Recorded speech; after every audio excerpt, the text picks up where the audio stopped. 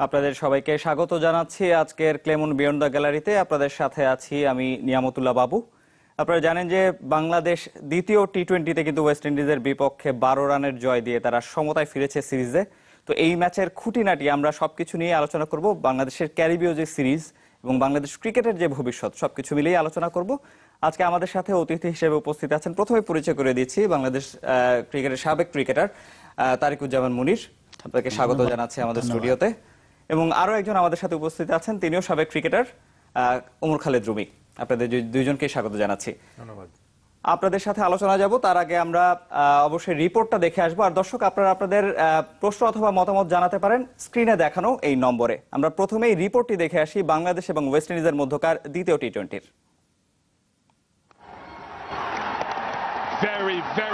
টি-20তে টানা 5 ম্যাচ হারের পর অবশেষে স্বস্তির জয় বাংলাদেশের। শেষ ওভারে নাজমুল হোসেনের ওপর সুপার পাওয়ারে ভস্ম হয়ে যাওয়া ওয়েস্ট ইন্ডিজ ব্যাটসম্যানরা লক্ষ্যে পৌঁছাতে ব্যর্থ, আর তাতেই 12 রানের জয় দিয়ে সিরিজে সমতায় ফিরল টাইগাররা। টস হেরে ম্যাচের শুরুটা অবশ্য টিম বাংলাদেশের বিপক্ষেই ছিল। ব্যর্থতার ধারাবাহিকতায় দলীয় 48 রানেই প্যাভিলিয়নের পথ ধরেন ওপেনার লিটন দাস, অভিজ্ঞ মুশফিকুর রহিম ও নিজেকে প্রমাণে বিফল সৌম্য সরকার। ব্যাটিং বিপর্যয়ে চাপ সামলাতে তামিমের যোগ্য সঙ্গী সাকিব তখন রীতিমতো লড়াই করছেন। তবে টি-20 ম্যাচ বলে কথা, তাই উইন্ডিজ বোলারদের বিপক্ষে আক্রমণাত্মক ব্যাটিং এর পথ বেছে নেন এই দুই অভিজ্ঞ ব্যাটসম্যান। ঝোড়ো ব্যাটিং এ 50 বলে 90 রানের জুটি গড়েন তামিম সাকিব, যা ভিত গড়ে দেয় দলের বড় সংগ্রহের। 47 রানে তামিম রবম্যান পাওয়েলের ক্যাচ মিসে জীবন পেয়ে ক্যারিয়ারের ষষ্ঠ হাফ সেঞ্চুরি তুলে নেন মাত্র 35 বলে। এরপর যেন আরো ভয়ঙ্কর তামিম। তবে 44 বলে 74 রান করা তামিমকে ফিরিয়ে সেই ঝড় থামান আন্দ্রে রাসেল। সঙ্গী সাকিব তখন আরেক প্রান্তে সচল ব্যাট হাতে। টি-20 ক্যারিয়ারের সপ্তম 50 করতে বেশি সময় নেননি। প্যাভিলিয়নে ফেরার আগে 38 বলে 60 রান করেন এই বিশ্বসেরা অলরাউন্ডার। ততক্ষণে 171 রানের চ্যালেঞ্জিং সংগ্রহ পায় টিম বাংলাদেশ, যা স্বাগতিকদের বিপক্ষে টাইগারদের দ্বিতীয় সর্বোচ্চ দলীয় সংগ্রহ। জবাবে ব্যাটিংয়ে নেমে ক্রিজে বেশিক্ষণ থাকতে পারেননি এভিন লুইস। মুস্তাফিজের বোলিং তোপের সাথে সাকিব আল হাসানের ঘূর্ণি। ফলাফল 58 রানেই 4 উইকেট হারিয়ে ব্যাটিংয়ে ঢুকতে থাকে স্বাগতিকরা। ফ্লেচার ও পাওয়েলের জুটি শাসন করতে থাকে বাংলাদেশি বোলারদের। এর মাঝে 14তম ওভারে লং অনে রনির বলে ক্যাচ দিয়েও আরিফুলের ব্যর্থতায় জীবন পান ফ্লেচার। ব্যক্তিগত 43 রানে অপুর বলে এই ব্যাটসম্যান ফেরার পর ভাটা পড়ে উইন্ডিজদের রানের গতিতে। 17 ওভারের শেষ বলে সাকিবের ভুলে জীবন পাওয়া পাওয়েল বেশি দূর যেতে পারেননি। 18তম ওভারে মুস্তাফিজের বলে কাটা পড়ার সাথে জয়ের ভিত রচনা হয়। শেষ ওভারে অপু 2 উইকেট তুলে নিয়ে জয় নিশ্চিত করেন।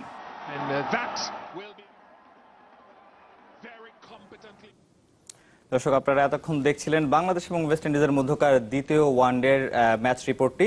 আমরা সরাসরি চলে যেতে চাই আমাদের অতিথিদের কাছে। শুরুতেই ওমর খালেদ রুমি, আপনার কাছে জানতে চাই যে বাংলাদেশের এই ম্যাচ জয়টা আসলে দরকার ছিল। টি-20তে 5 ম্যাচ পর বাংলাদেশের একটা টি-20 ম্যাচ জয়, এটাকে আপনি কিভাবে দেখছেন?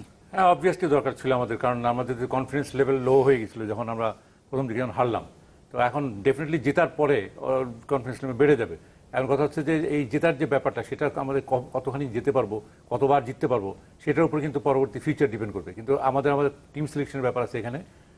এই ব্যাপারে না বললেই না যে আমাদের টিম সিলেকশন ঠিকই ছিল, কিন্তু তারপরেও দু একটা প্রবলেম ছিল, যার জন্য আমরা বারবার একই জায়গায় প্রবলেম হচ্ছে। সেটা হচ্ছে আমরা ওপেনিং পার্টনারশিপ হচ্ছে না ঠিক মতো, এবং মাঝখানে শুধু সাকিব, তামিম, মুশফিক, মাহমুদুল্লাহ, এই 4 জন ব্যাটসম্যানের উপরে আমরা কমপ্লিটলি ডিপেন্ডেন্ট। কিন্তু কথা হচ্ছে যেদিন আমরা এই 4 জনের মধ্যে থেকে 2 জন যখন ফেল যদি করে কোনো ম্যাচে, সেদিন কিন্তু আমাদের স্কোর হবে না। যা আমরা আগে ম্যাচেও দেখেছি, আমরা কতগুলো ম্যাচেও দেখেছি আগে, যে 4 জনের মধ্যে 3 জনই ফেল করে গেছে, একজন ভালো খেলেছে, কিন্তু তাতে টিম টেনে যেতে পারছে না। কাজে আমাদের কি করতে হবে, ওপেনিংয়ে আমাদের কি করতে হবে, ওপেনিংয়ে আমরা পাচ্ছি না, লিটন এবং সৌম্যকে দিয়ে হচ্ছে না। এখানে আমাদের অন্য কিছু করতে হবে ব্যবস্থা, সেটা আমরা অনেকবার বলছি, কিন্তু জানি না কি হবে পরবর্তীতে। তা এখন আমি বলবো যে ওপেনিংয়ে আরো 2-1 সুযোগ দেওয়া উচিত। সামনে ওয়ার্ল্ড কাপ আসছে, তারপরে তার আগে আমাদের আরো অনেকগুলো ম্যাচ আছে, সেখানেও আমাদের সুযোগের টাইম থাকবে। এবং এই 1-2জনকে এনে যদি আমরা রেগুলার খেলাই, তাহলে কি ওদের মধ্যে থেকে 2-1 কিন্তু বেরিয়ে আসবে। এবং যাচ্ছে আমরা যেমন এনামুল হক খেলতে পারে, ইমরুল কায়েস খেলতে পারে, তারপরে আরো 1-2জন ব্যাটসম্যান আছে যাদেরকে আমরা ওপেনিংয়ে ট্রাই করতে পারি। আমাদের এখন যেহেতু সময় আছে, করলে আমাদের জন্য সুবিধা হবে, এবং সুবিধা হবে পরবর্তীতে সেটা কাজে লাগবে। কারণ এই মুহূর্তে যদি আমরা পরের ম্যাচে আমরা কালকে যে ম্যাচ হবে সেই ম্যাচে কি হবে তা সেটা বুঝতে পারছি না। কিন্তু আমি আবারও বলবো যে ওপেনিংয়ে অ্যাটলিস্ট আরেকজনকে দিয়ে চেষ্টা করা উচিত, যাতে করে আমরা ওপেনিং অ্যাটলিস্ট 40-50 রান যদি আমরা দিতে পারি ওপেনিংয়ে, তাহলে কিন্তু আমাদের এই স্কোরটা কিন্তু আরও বেড়ে যাবে, 180 থাকবে না, হয়তো 200 রান হয়ে যাবে। কারণ সেই জন্য আমাদের ওপেনিংও খেলতে হবে, মাঝখানেও খেলতে হবে, এবং মাঝখানে বা ওপেনিং দুই জায়গায় যে কোনো এক জায়গায় ফেল করলে সমস্যা হবে, কিন্তু ফেল হবে না। কারণ এই মুহূর্তে আমি দেখছি তামিম, সাকিব এবং এই চারজন, মুশফিক আর মাহমুদুল্লাহ, এই চারজন কিন্তু সমানে স্কোর করে যাচ্ছে।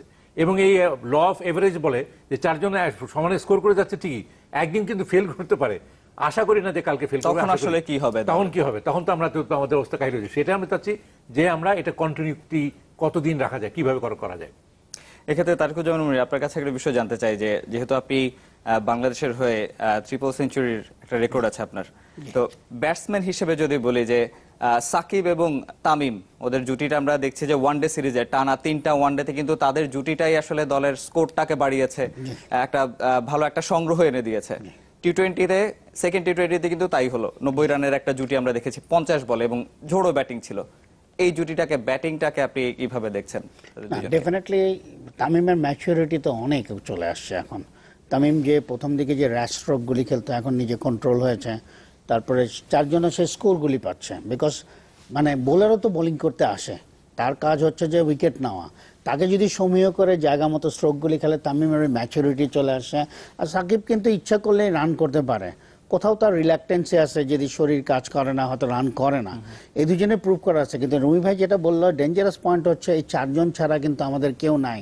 What will happen?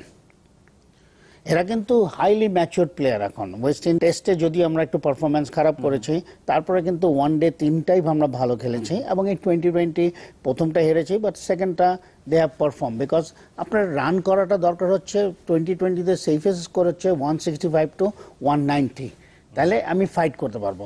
আমরা কি চাই? আমরা চাই যেন পারফরমেন্স ভালো হয়, হারা জেতাটা তো পরের কথা, আগে পারফরমেন্সটা ভালো হইতে হবে। এবং সাকিব আর তামিমের এই কনসিস্টেন্সি যেন, আমি মনে চাই যেন এটা ওয়ার্ল্ড কাপ পর্যন্ত টেনে নিতে পারে, এই কনসিস্টেন্সি, সেই সিরিয়াসনেস যেন থাকে। But by the time BCB have to think যে এখানে এই 5টা, আপনি যদি অ্যাভারেজ স্কোরিং দেখেন, আমি একটা স্ট্যাটিস্টিক্স দেখলাম, 45 ম্যাচ না 50 ম্যাচে 75 to 80% রান কিন্তু এই 5 জনে করেছে। নতুন যারা আসছে তারা 15-20% রান করেনি 45 ম্যাচেস। সো টিমে আমার বাংলাদেশে কিন্তু আরও প্লেয়ার আছে, আমি জানি না হোয়াট ইজ দ্য, মানে বিসিবির বা আমার মনে হয় সিলেকশন কমিটির বায়াসনেস আছে কিনা আমি জানি না, বায়াসনেস না, তারা দেখতে চায় যে আসলে সৌম্য রান করেছে কত দূর পর্যন্ত যাবে, ইটস দেয়ার সিলেকশন আর কি।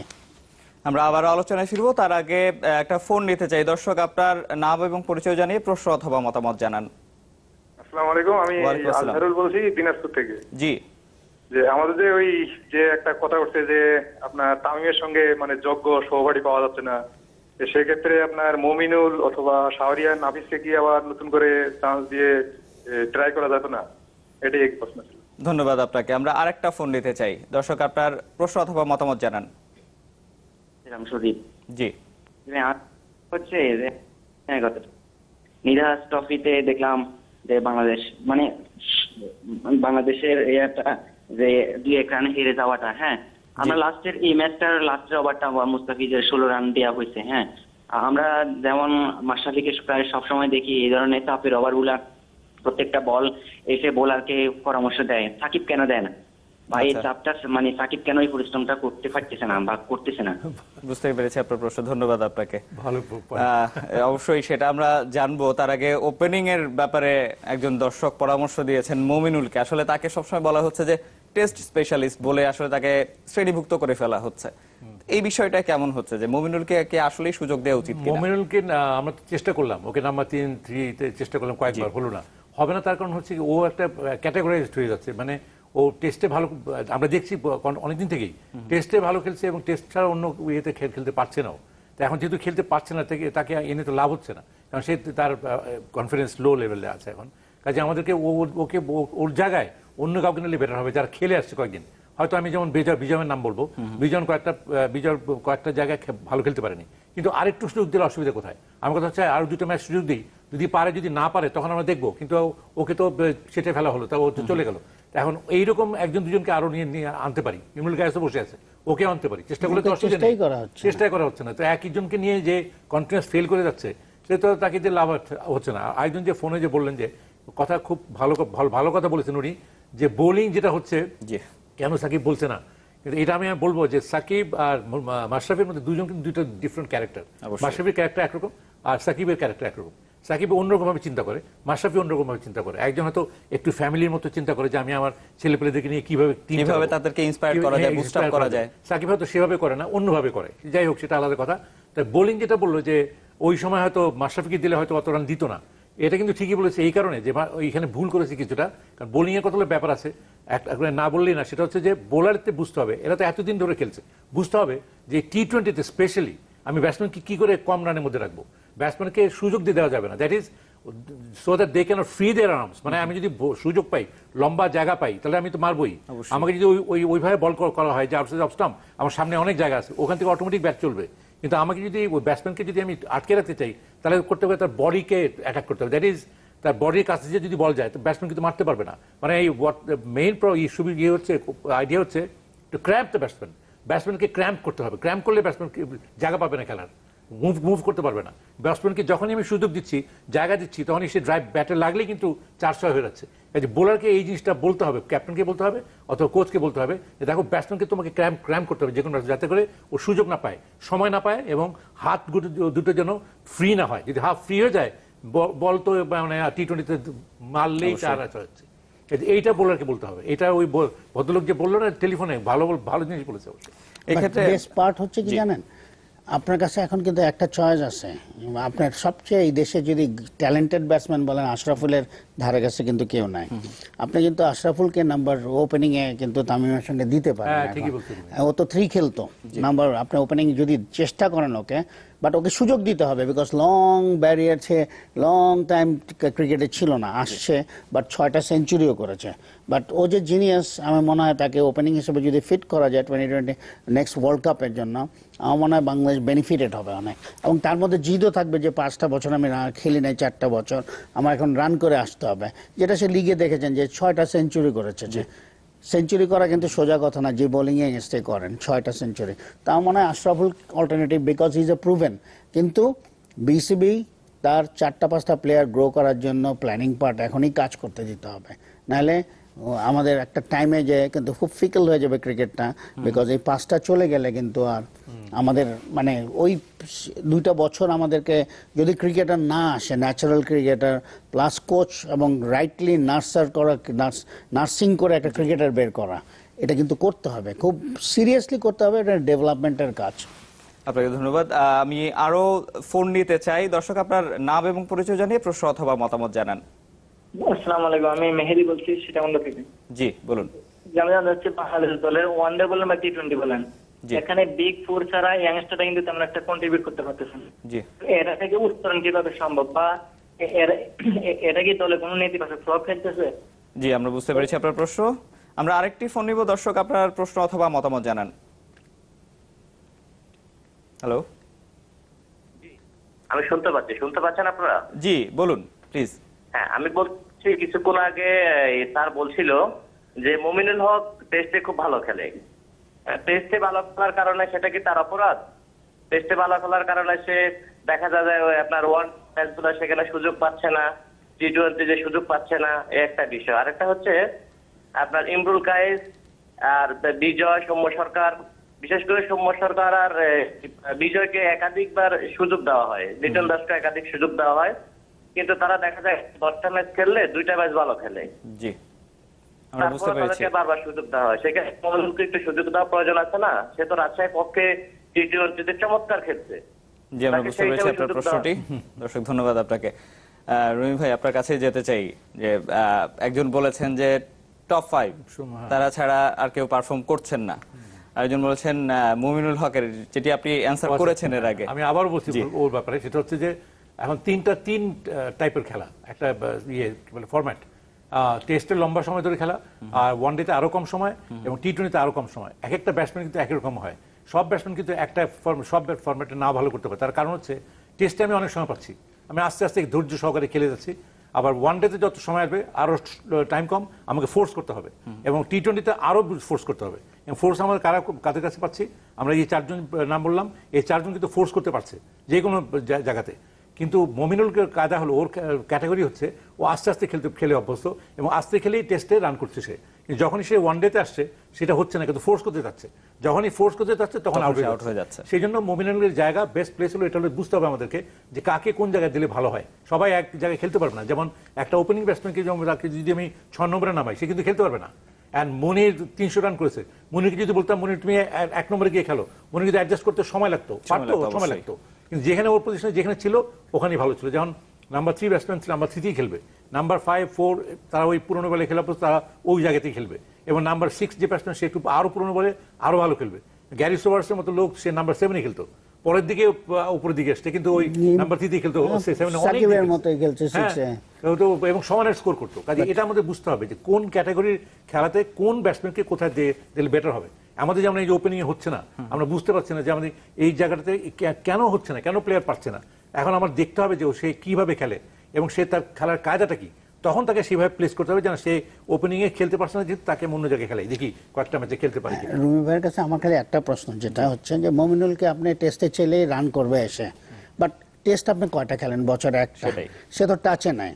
তো এই টিমের কিন্তু ফ্রিকোয়েন্সি অফ ভিজিট বা 4 দিনের ম্যাচগুলি এইসব প্লেয়ারকে যারা টেস্ট খেলে তাদেরকে কিন্তু কন্টিনিউয়াস প্রসেসে রাখতে হবে। না আপনি চাইবেন 10টা ম্যাচ খেলে নেয়, 2 মাস 5 মাস সে খেলছে না, ওয়ানডে ক্রিকেটাররা খেলে যাচ্ছে, তারা কিন্তু টেস্টে আসলে কিছুটা টাচে থাকে। কিন্তু মমিনুলের পক্ষে কিন্তু 4 দিনে এই টিমের, এই জন্য এই টিমের উপর প্রেশার অনেক দেওয়া উচিত। এবং এই টিমে এখন খেলছে বোধহয় তারা শ্রীলঙ্কার সঙ্গে, আয়ারল্যান্ড সফরে আছে। আমার কথা হচ্ছে যে না এই যারা টেস্ট প্লেয়ার তাদেরকে 4 দিনের ম্যাচে আরো অভ্যস্ত করা উচিত, এবং তাদের এই টিমে রেখেই ফ্রিকোয়েন্সি অফ ট্যুর বা লোকাল ম্যাচই খেলেন, 4 দিনের ম্যাচগুলি অনেক বেশি খেলানো উচিত। এই ধারে একটা প্রশ্ন করতে চাই আপনাকে। আসলে দর্শকীয় একটু আগে প্রশ্ন করেছেন যে 5 জন ছাড়া যদি মাশরাফিকেও ইনক্লুড করি এখানে, আমরা দেখেছি যে শেষ ওয়ানডেতে কিন্তু মাশরাফিও ব্যাটিংটা বেশ ঝোড়ো ব্যাটিং কিন্তু যে জায়গায় নামছে এবং রান করার জন্য নামছে, রান করে দিয়ে গেছে। তো এই 5 জন ছাড়া পারফর্ম করতে পারছে না কারো, তাদের আসলে ল্যাকিসটা কোথায় হচ্ছে? এটা এখন যদি অ্যানালাইসিস করেন অনেক টাইম লাগে। আপনি যদি এই 5 জন ছাড়া, এরা কিন্তু এখন ইন্টারন্যাশনাল ক্রিকেটে অনেক অভ্যস্ত, সব বলার ফেস করছে। যারা ডোমেস্টিক ক্রিকেটে রান করছে তারা 5-6 যখন ব্যাটিং করতে আসছে, তারা কিন্তু ডোমেস্টিক ক্রিকেটে সেকেন্ড রেটেড বোলিংটা ফেস করছে। বিকজ আপনার টপ বোলার কিন্তু ডোমেস্টিক ক্রিকেটে নাই, আপনি সেকেন্ড রেটেড বোলারটা ফেস করছে। যখন সে আবার ইন্টারন্যাশনাল ম্যাচে যাচ্ছে তখন নাম্বার 1 বোলারগুলি ফেস করছে। সো বিসিবির কিন্তু এই কাঠামোতে একটু চেঞ্জ করা উচিত, যে আমরা যে রেস্ট্রিকশন করি তো ওই বাইরের থেকে বোলার আনা উচিত, যে বোলারগুলি নাম্বার 5, 6, 7 খেলতে পারবে। আপনি যে লিগগুলি খেলেন, লিগে কিন্তু আপনার প্রথম 2 জন বোলারের পরে যে সেকেন্ড রেটেড বোলারগুলি আছে তাদের কোয়ালিটি কিন্তু সেই রকম না, ওই লেভেলের না। কিন্তু আপনি এদেরকে চাচ্ছেন আপনি ওই লেভেলে নিয়ে যে রান করার জন্য। এই জায়গায় কিন্তু ইনফ্রাস্ট্রাকচার কাজ করতে হবে আপনাকে, যে বাইরেতে অনেক বোলার পড়ে আছে, পাকিস্তানে পড়ে আছে, ইন্ডিয়াতে পড়ে আছে, ওদেরকে ইনক্লুড করেন বা ফিক্স করে দেন যে এই টিমে 2টো করে পেস বোলার আরো থাকবে। বিকজ নাম্বার 5, 6, 7 যদি ভালো বোলিং না খেলে ওই লেভেলে আপনি কোনোদিন, হয়তো হঠাৎ একজন রান করবে, আমরা কিন্তু সেটা ধারাবাহিক কতদিন পর সাকিব মানে এসে দেখেন তামিমের কনসিস্টেন্সি চলে আসছে রানের মধ্যে। বিকজ এটা হচ্ছে কি ইন্টারন্যাশনাল ম্যাচ ওই লেভেলের বোলিংটা ফেস করছে। কিন্তু এই ডোমেস্টিক ক্রিকেট খেলে যখন আপনি যাচ্ছেন তখন কিন্তু ওই কোয়ালিটি আপনাকে, ওই রাবাদাও ওই কোয়ালিটি না, তখন নাম্বার 6 ব্যাটসম্যান যখন নতুন বলটা পায় তখন কিন্তু তাকে খেলতে অসুবিধা হয়ে যায়। সো ওই জায়গাগুলি কিন্তু আসলে সূক্ষ্মভাবে কাজ করতে হবে আপনাকে। আরেকটা ব্যাপার আছে এখানে, সেটা হচ্ছে যে আমাদের ব্যাটসম্যানদের স্কিল লেভেল যেটাকে বলে, স্কিল লেভেল খুব কম একদম। বিশেষ করে কয়েকজন, এরা তো যে মনির যা বললো যে বাকি যে ব্যাটসম্যান যারা খেলে যাচ্ছে কনসিস্টেন্সি চলে এসছে, কিন্তু বাকি যারা পারছে না কেন, তাদের স্কিল লেভেল কম। এই কারণে তারা বুঝতে পারছে না যে আমি এই যে বোলারকে খেলছি, এই বোলারকে আমি পার্টিকুলার বল, আর বোলার চালাক, বোলার তো কম চালাক না, ওরা কিন্তু মাঠে আসে। সেটাই বললাম, আমরা আবারও আলোচনায় ফিরবো, তার আগে একটা ছোট বিরতি নিয়ে নিচ্ছি। দর্শক সঙ্গে থাকুন, দেখছেন ক্লেমন বিয়ন্ড দ্য গ্যালারিতে। আবারও স্বাগত ক্লেমন বিয়ন্ড দ্য গ্যালারিতে। আমরা কথা বলছিলাম বাংলাদেশের ক্রিকেট সম্পর্কে এবং বাংলাদেশ এবং ওয়েস্ট ইন্ডিজের চলমান টি-20 সিরিজ নিয়ে। রুমি ভাই, আপনার কাছে ফিরতে চাই যে আসলে বোলিং এর কথা যদি বলি, আজকের মুস্তাফিজ কিন্তু 3 উইকেট নিয়েছেন, অপু 3 উইকেট নিয়েছেন, সাকিব 2 উইকেট নিয়েছেন, রুবেল 1 উইকেট নিয়েছেন। তো রনি পারেননি, যদিও আরিফুল কিন্তু ক্যাচ মিস করেছেন লং অনে। তো এই বিষয়টা আসলে বোলার মুস্তাফিজের কথা যদি বলি, যে এর আগে আমরা দেখেছি ইনজুরি থেকে ফিরেই আসলে তেমন ভাবে তিনি জ্বলে উঠতে পারেননি, কিন্তু এবার কিন্তু ইনজুরি থেকে ফিরে বেশ ভালোভাবে জ্বলে উঠেছেন যদি আমরা বলি। বোলিং এর ব্যাপারটা যদি একটু বিশ্লেষণ। বোলিং এর ব্যাপার হচ্ছে যে আমরা ভালোই বোলিং করছিলাম, মাঝে মাঝে ভালো হয়। আবার রুবেল দেখলাম এক ওভারে অনেকগুলো রান দিয়ে দিল, 16টা 17টা রান দিয়ে দিল। ওইটা কিন্তু অনেক সময় ক্রুশিয়াল হয়ে যায় শেষের দিকে যদি এরকম বেশি রান দিয়ে। এটা নিধাস ট্রফিতেও হয়েছিল। হ্যাঁ হয়েছিল। তারপরে আবার মুস্তাফিজও কিন্তু এক ওভারের লাস্ট ওভারের আগের ওভার 19th ওভারে গিয়ে কিন্তু অনেক রান দিয়ে দিয়েছিল। তার কারণ হলো, বললাম না যে একটা ব্যাপার বুঝতে হবে আমাকে, যে ব্যাটসম্যানকে আমি কিভাবে, যে কোনো ব্যাটসম্যানই, দুনিয়ার যে কোনো যত বড় ব্যাটসম্যানই হোক, তাকে যদি আমি খেলতে দিই, যদি বল ওইভাবে করি, কতগুলো কথা আছে যে আউটসাইড অফ স্টাম্প যখন আমি বল করবো, এটা কিন্তু বোঝা উচিত ওদেরকে যে আমি যদি ব্যাটসম্যান আই লেভেলে বল করি, তাহলে ধরে নিতে পারে 4 বা 6। কারণ আমরা স্কোয়ার কাট করি যখন, তখন আই লেভেলে বল যেগুলো খেলে ব্যাটে ইজি লাগে, কিন্তু আই লেভেলের নিচে যে বলগুলো সেগুলো কিন্তু ব্যাটে লাগতে চাবে না, উপরে লেভেলেও লাগবে, উপরে গেলেও লাগবে না। এই জিনিসটা কিন্তু অনেক বোলার বুদ্ধি করে বল করে, একটা উপরে লেভেলে বল দিল, একটা নিচে লো বল দিলে হয়তো ব্যাটসম্যানের কনসেন্ট্রেশন নষ্ট হয়ে আউট হওয়ার চান্স থাকে। কিন্তু এখানে দেখা যাচ্ছে বারে অনেকগুলো হয়েছে, ওয়াইড হয়েছে দেখলাম outside off stump. Outside off stump আমাকে এইভাবে খেলাতে হবে, একই জায়গায় বারবার একই জায়গায় করতে হবে, যাতে বল লো বল থাকে, যাতে ব্যাটে না লাগে। কিন্তু আই লেভেলে বল হলেই কিন্তু 4 একেবারে শিওর। এটা আমাদের বোলারদের বুঝতে হবে। আরেকটা জিনিস বুঝতে হবে যে ব্যাটসম্যানকে ক্র্যাম্প করতে গেলে, ব্যাটসম্যানকে সুযোগ না দিতে গেলে কি করতে হবে, বোলার বডির দিকে বল করতে হবে, যাতে করে ব্যাটসম্যান সুযোগ না পায় আর্ম ফ্রি করার। আর্ম ফ্রি করলেই কিন্তু 4 বা 6 হবে। এবং ওরা মুস্তাফিজকে দেখলাম কয়েকটা বল শর্ট, যে কটা বল শর্ট দিল সে কটা বল কিন্তু 4 নালে 6। কিন্তু আমাদের নতুন বোলার ইসলাম শেষের দিকে যে বলটা করলো, ওই থেকে এক্সাম্পলারি। দেখো লাস্টের দিকে যে লাস্ট ওভার আমরা কিন্তু ভাবলাম যে ওকে যে বল দিচ্ছে কি করবে কে জানে, কিন্তু করলো কি ও ঠিক যা দরকার ছিল এক্স্যাক্টলি করলো। একবারে সামনে বল ফেললো, এবং সামনের বল মানে খেলতে দেয়নি, ক্র্যাম্প করে ফেলছে ব্যাটসম্যান, ব্লক হলে ফেলছে, ক্র্যাম্প করে ব্যাটসম্যান স্কোর করতে পারলো না পারাতে একদম বোল্ড হয়ে গেল। সেজন্য দ্যাট ওয়াজ রিয়েলি গুড। এইটাই আমি বলছি যে বোলারকে এই জিনিস করতে হবে, ব্যাটসম্যানকে এমনভাবে করতে হবে বল যাতে ওর জায়গা না পায় এবং ব্যাট ঘুরাতে না পারে, তাহলেই কিন্তু বোলার কিন্তু উইকেট পাবে। ডেথ ওভারের ব্যাটিংটা নিয়ে আমি মনির ভাই আপনার কাছে জানতে চাই। আসলে ডেথ ওভারের ব্যাটিং আমরা যদি বলি যে প্রথম টি-20 যেভাবে হারলো, বা দ্বিতীয় ওয়ানডের কথা যদি বলি বিশেষ করে, এবং নিধাস ট্রফির কথাও যদি বলি, কয়েকটি ম্যাচে অল্প রানের জন্য হারা। তো এই ডেথ ওভারের ব্যাটিংটাতে আমাদের আসলে সমস্যাটা কোথায় হয়? আমি এর আগে কথা বলেছিলাম নাজমুল আবেদিন ফাহিমের সাথে, তিনি কিন্তু একটা কথা বলেছেন যে বাংলাদেশের ডেথ ওভার ব্যাটিং করার মতন স্পেশালিস্ট কোনো ব্যাটসম্যান নেই। এটার সাথে আসলে আপনি 6 এর পরে আপনি দেখেন এখানে কিন্তু একটা অলরাউন্ডার, ভালো অলরাউন্ডার আজ পর্যন্ত আপনি পাননি, কিন্তু এখানে নাই। ডেথ ওভার বোলিং বেসিক্যালি কিন্তু প্রোটিন ম্যানেজমেন্ট আপনার শরীরের। আমাদের কিন্তু পাওয়ার, এখন তো 2020 cricket is a power cricket. আপনি যদি দেখেন যে পাওয়াল খেলতেছে টোটালি পাওয়ার, ক্লিন হিটার সবাই। আমাদের কিন্তু ওই পাওয়ারটা নাই, বিকজ আমাদের বডি যখন দেখেন আমি সাতক্ষীরা থেকে একটা বাচ্চা ছেলেকে উঠিয়ে আনছে, ওর প্রোটিন ম্যানেজমেন্টটা কি? আপনি দেখবেন হয়তো ডিমই খায়নি, দুধ খায় না ঠিক মতো। সো বিসিবির আসলে এইসব জিনিসগুলো নজর দিতে হবে।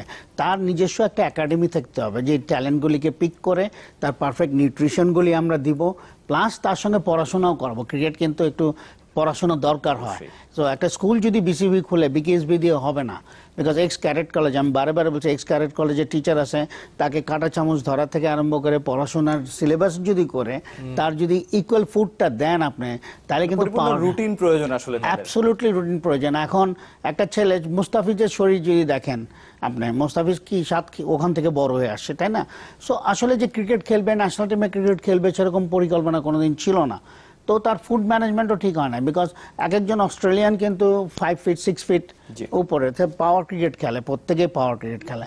এখন ক্রিকেট কিন্তু রাইট হ্যান্ডের ক্রিকেট বেশি হয়ে গেছে শর্ট টার্মে। টেস্টের জন্য কিন্তু রাইট হ্যান্ড ক্রিকেট যারা খেলে তারা অসুবিধা অনেক, মানে পুল অ্যান্ড হুক রাইট হ্যান্ড করতে পারেন, কিন্তু আপনার কন্ট্রোল করে কিন্তু বাম হাত, এই হাতটা কন্ট্রোল করে। বাট কিন্তু এখন সব পাওয়ার ক্রিকেট হয়ে গেছে, বিকজ ব্যাটেরও ডেপথ যদি দেখেন আপনি, ব্যাট ছিল এরকম, এখন এসে নিচে ঝাঁকটা চওড়া হয়ে গেছে। সো এটা injustice to bowler, but again সময়ের নিড এখন এটা, বিকজ মানুষ পছন্দ করছে 4-6 হচ্ছে, উইকেট হচ্ছে। আর 2020-তে এই উইকেট পাওয়াটা আমি মনে করি না যে খুব একটা ক্রেডিটেবল জিনিস, বিকজ ব্যাটসম্যান মিস্টেক করতে বাধ্য এখানে এক সময়, এখানে আসলে সময় নেই, রান করতে হবে, রান করতে হবে, দিবে। বাট এর মধ্যেও যারা ডেথ ওভারে বোলিং করে আর যারা ওপেনিং বোলিং করে, বিকজ দুজনের জন্যই চ্যালেঞ্জ। ওপেনিং যারা বোলিং করে তখন রেস্ট্রিকশন ফিল্ডার থাকে, অ্যাম্পল স্পেস থাকে বোলিং করার, আর যারা ডেথ ওভারে বোলিং করে তাদের রুমি ভাই যেটা বললো, আপনি কতটুকু ক্র্যাম্প করবেন, বিকজ ব্যাটসম্যানের নিড আছে আমার 20 রান করে আনতে হবে, তার নিড আছে যে 20 রানকে আমি 15কে করাবো কিনা, এই দুইটার কম্বিনেশন আনতে হবে। এক্ষেত্রে রুমি ভাই আপনার কাছে একটু ডেথ ওভারের বোলিং সম্পর্কে জানতে চাই। বাংলাদেশ কোনো ম্যাচে ভালো করছে ডেথ ওভারের বোলিং এ, যদিও সেটা সংখ্যায় খুবই কম। ডেথ ওভারের বোলিং এ আমাদের কেন সমস্যাটা হচ্ছে? আমরা কেন টেম্পারমেন্টটা ধরে রাখতে পারছি না, নাকি আমাদের বোলার সিলেকশনে কোনো সমস্যা হচ্ছে? বোলার সিলেকশনে বোলারদের প্রবলেম, স্কিল লেভেল প্রবলেম। আবার সেই একই জায়গায় যাচ্ছি, স্কিল লেভেলে আমাকে বুঝতে হবে যে কোন ব্যাটসম্যানকে আমি কোন ধরনের বোলিং করবো।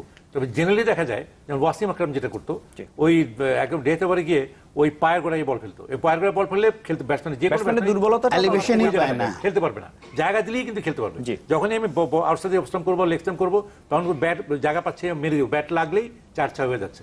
এই যে আমার বোলারকে বলতে হবে, এটা বোলারকে বলে বুঝাতে হবে। আমি বললাম কয়েকদিন আগে কোথায় জন্য কি বললাম যে দেখো ওরা ইয়ান বিশপ একদিন যাচ্ছিল মাঠে পাড়াতে, তখন ও বললো যে ইয়ান বিশপ আমি দেখলাম, যাচ্ছিলাম তো দেখলাম যে মাঠের ভিতরে প্র্যাকটিস হচ্ছে, ওয়েস্ট ইন্ডিজ প্লেয়াররা প্র্যাকটিস করছে। কি প্র্যাকটিস করছে?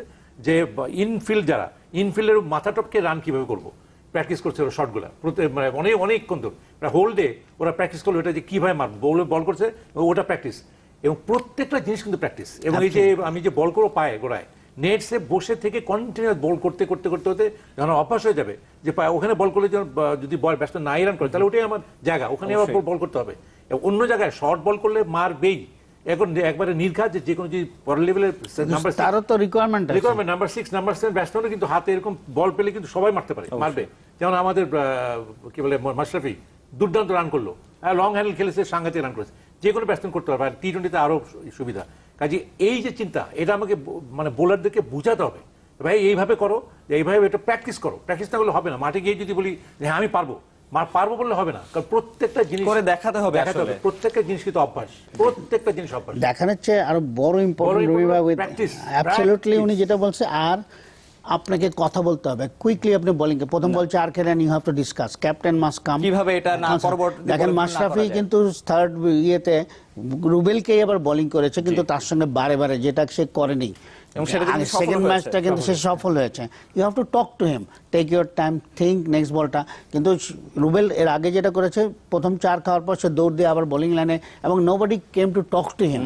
সো ওই সময় কিন্তু কন্টিনিউয়াস মাথা ঠান্ডা রেখে তার সঙ্গে কথা, কাউন্সেলিং করে বোলিংটা করা। একটা ব্যাপার আছে, সেটা হচ্ছে পিচের ব্যাপারটা খেয়াল করতে হবে। এই যে এখানে যে পিচটা ছিল কিছুটা সফট, এবং রুবেল যখন জোরে বল করছিল তখন প্রত্যেকটা ওর ব্যাটে লাগার সঙ্গে সঙ্গে 4 নাড়া চড়া, ওখানে ওর বুঝতে হবে যে আমি যে এখানে জোরে বল করি তাহলে এই অবস্থা হবে, কিন্তু আস্তে দু একটা করতে হবে যাতে ওই, এবং যখন স্পিনার এলো তখন কিন্তু অ্যাডজাস্ট করতে পারছিল না, তখন বুঝতে হবে যে ওইটাই আমার, তার মানে পারছে না, তার মানে কি, তার মানে আমাকে স্লোয়ার বল করতে হবে বেশি। ভাই এই ক্ষেত্রে যদি বলেন যে একদম সংক্ষিপ্ত করে, যে বাংলাদেশের আসলে নেক্সট ম্যাচে ওয়ানডে সিরিজ তো জিতলো, এখন আসলে টি-20 সিরিজে যেহেতু কামব্যাক করেছে, কতটুকু সম্ভব? হ্যাঁ, অবভিয়াসলি সম্ভব। আমরা একটা ম্যাচ জিতলাম তো, কাজে আমাদের এটা জেতার ব্যাপারটা হচ্ছে কি, ওটাও কিন্তু প্র্যাকটিস। আমি রেগুলার জিততে থাকি তাহলে কিন্তু স্টপ করে হয় না, মানে কিন্তু যে habit, it's a habit, again it's a habit, you go on winning. তার মানে আমরা এই ম্যাচে যদি জিতে থাকি, নেক্সট ম্যাচে আমাদের রান করতে হবে কিছু 180 190। জি মনির ভাই, আপনার কাছে একটু জানতে চাই যে সম্ভাবনা কতটুকু দেখছেন, একদম সংক্ষিপ্ত করে যদি বলেন। আমরা কিন্তু পারি, জি, এটা তো আনপ্রুভেন না, ইটস প্রুভেন, আমরা পারি। এখন কথা হলো, রুমি ভাই যেটা বললো আমিও বলি, আপনাকে সবসময় টার্গেট করতে হবে, আপনি 170 175 টু 180 রান করতে হবে, বিকজ তখন বোলাররা কুশন পাবে, আর ব্যাটিং এর সময় আমাকে চেজ করতে হবে 160 70। আপনাকে অসংখ্য ধন্যবাদ রুমি ভাই, আপনাকেও ধন্যবাদ। দর্শক, এই ছিল আজকের ক্লেমন বিয়ন্ড দ্য গ্যালারিতে। এতক্ষণ সাথে থাকার জন্য ধন্যবাদ সবাইকে।